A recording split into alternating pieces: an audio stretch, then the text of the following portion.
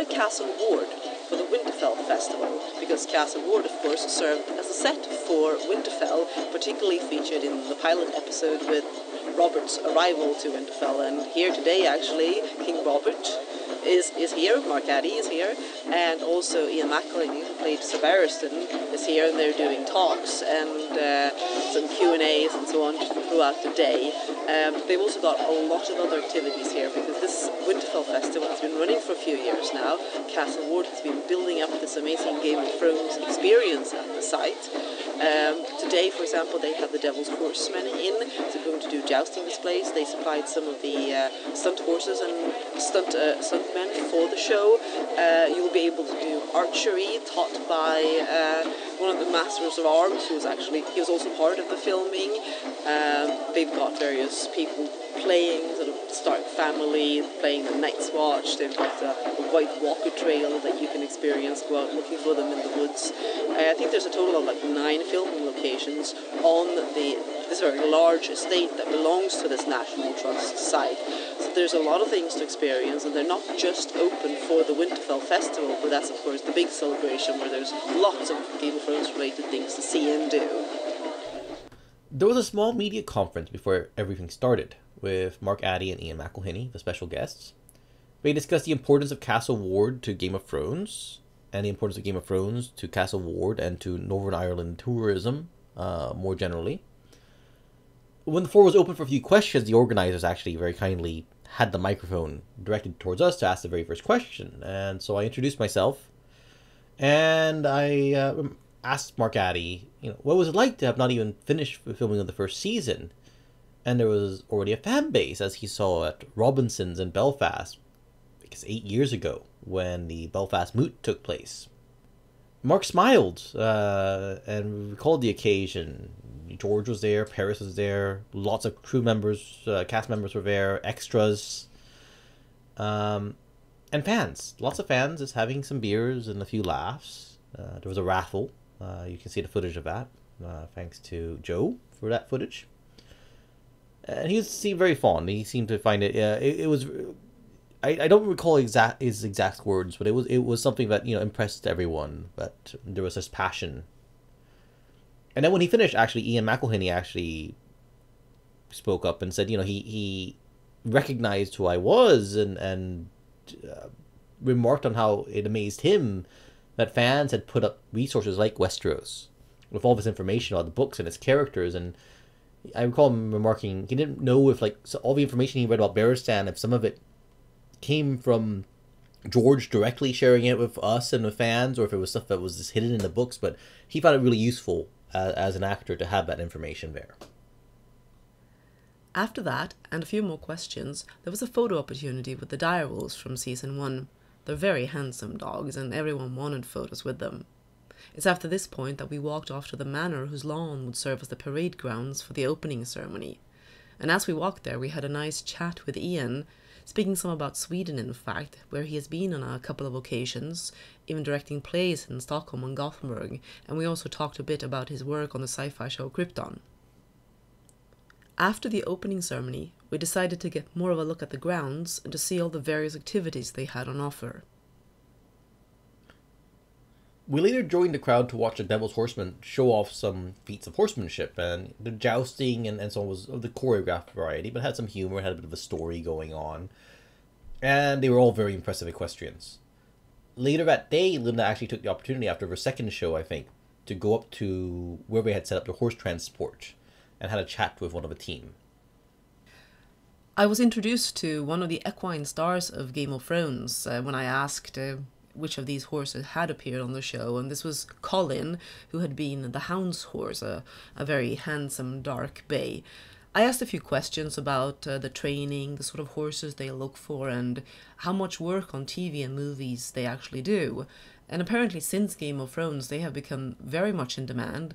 It's no wonder, since they have over 100 trained horses and an equal amount of stunt riders that they can call in, so they can put on quite a show.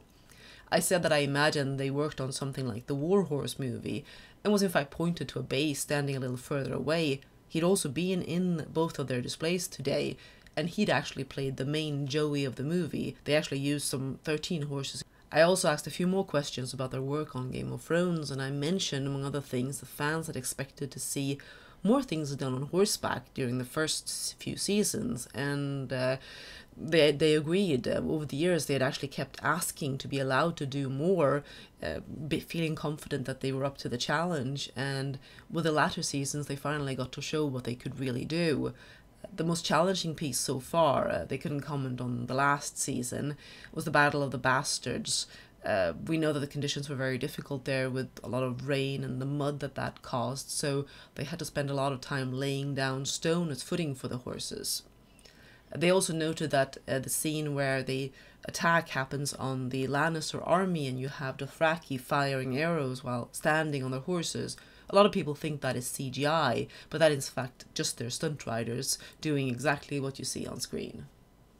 After the jousters cleared the field, there was a falconer with a number of hawks and falcons and so on, and he was showing them off for the crowd. They were quite spectacular. Well, one of them, I believe, was an American hawk, had a mind of its own and acted up by flying off, twice roosting on top of the manor, and once in a tree. But at one point it was quite cool. He brought in 2 volunteers to stand close together to demonstrate how nimble a hawk is and how it would avoid damaging its wings. So they're very close together, and it just flew right between them. It was quite cool. I got some good photos of that one. There was a lot to see and do at the festival, with activities for children and families, weapons on display, medieval combat sparring, and even a bit of role-playing at the Inn of the Crossroads, where a tavern god greeted guests from across the narrow sea and beyond the wall. And there was a regular arrest and beheading of a Night's Watch traitor as well.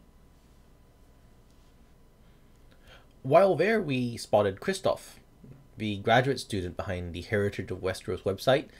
He's working on a really interesting dissertation concerning the impact of Game of Thrones on tourism, with a focus on its how it changes how tourists and tourist agencies interact with cultural heritage sites that are now being reinterpreted in light of the show. So we had a good chat with him about some of our own experiences in Northern Ireland and in Spain. Before we moved on, Christoph is probably one of the most traveled Game of Thrones tourists now. He seems to have gone pretty much everywhere, and really knows his stuff. Had some really interesting thoughts about what he was seeing, and that's going to be a very exciting project to see develop over time. Mark Addy had a ticketed Q&A event that was sold out, but Ian McElhinney held a couple of different talks. We've already posted the video of the full discussion he did later in the day, but we have about 15 minutes or so of footage from his first talk that we'll post in a separate video. One of the other highlights of the day was once again seeing Boyd Rankin, armorer for Game of Thrones in its first 4 seasons, and he was also Mikken of the Smith in Winterfell in the first season. He's the guy who hands Needle to Jon Snow. I met him long ago during the filming of the first season when I visited with George, and we went to Mackmore Quarry, where the Castle Black set was, and he brought out Longclaw and a White Walker's sword for George and for the journalists who were there. We've kept in touch since then. So he spotted me filming him. He didn't know we were going to be there, and so you can see him waving to me as he was chatting with a fan. And that fan, shout out to him, Stephen, he recognized us. He's Irish born, but I completely American accent. Was there with his family visiting after 20 years, I think he said. He was very enthusiastic.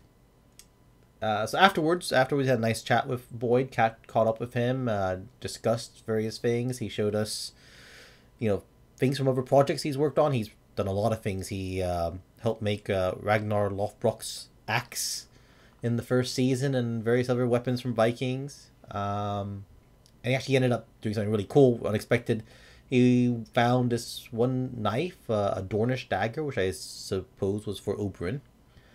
And he said, it's a throat-slitting knife, and it was commissioned for the 4th season, but they never used it, so he still had it.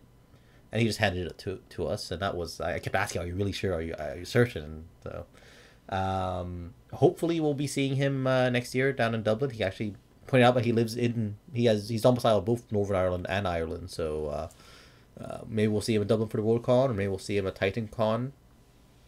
Great guy, anyways, really, and he's been involved in reenactment, recreation, making weapons for a long time. He knows his stuff. And also, I didn't know this part, but he has a massive collection of like firearms and cannons, which he also leases to productions. That was apparently his first sort of thing was firearms, and he got into swords and such later on. But really cool.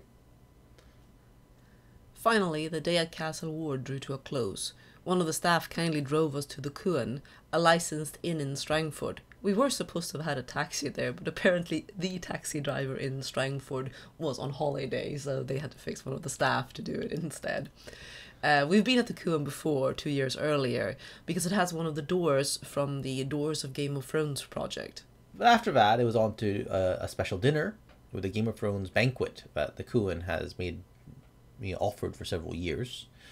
Very tasty, as you can see from my digging into the chicken in honor of a certain scarred Clegane brother. The Cuan is owned by a husband and wife team, Peter and Caroline, and during the dinner, Caroline joined us to see how we were doing. She shared some wonderful stories from the time the pilot was filmed, and in fact as part of the feast they have a special picture book for us to peruse, which featured their behind-the-scenes photos from the filming and from their interactions with the cast.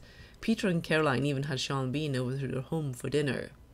The banquet was fantastic, the Cuan was fantastic, we had a great sleep, and we waited for our final morning in Northern Ireland. We woke up, we had breakfast. Shortly after breakfast was done, we were met by William of Winterfell Tours, who was going to take us to a couple more filming locations before he drove us on to the airport. We've actually met William before, during our last trip to Northern Ireland when he taught me how to use a bow at Castle Ward's archery range. I've probably forgotten most everything about that, actually. But he's a fount of knowledge about the show and seems to know everyone.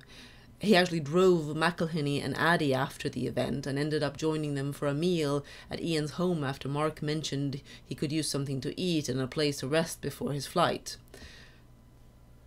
Our first destination was the River Coil, used in filming of Lord Hoster's funeral. It's a very lovely, idyllic little spot. A swan kind of came up quite close by, either to check us out or hoping we'd throw it some bread or something. And the deck you stand on is actually part of the actual deck or dock that the production built for that scene. They removed part of it. The part that kind of goes right into the water, but they left a part of it, and they donated that to sort of the town or the county or whatever, and they've turned it into a tourist destination. After that were the ruins of Inch Abbey, where Rob's camp was situated when the news arrived of Ned's execution, and where he was proclaimed king. Nearby is the wood where Catelyn went to grieve in private, and also the tree which Robb slashed with his sword in anger. Apparently for a good while the owner of that land left it unfenced, but he had too many people going in, carving their initials into trees and so on, so now he's fenced it off. However, William had some photos to help us spot the trees in question. And with that, and a quick stop by Saintsfield, where the Battle of the Basterds was filmed in a period of, I think, almost a month. Our visit was done. William left us at the airport, and we made our way back home, tired but happy with our latest visit to Northern Ireland, the Game of Thrones territory.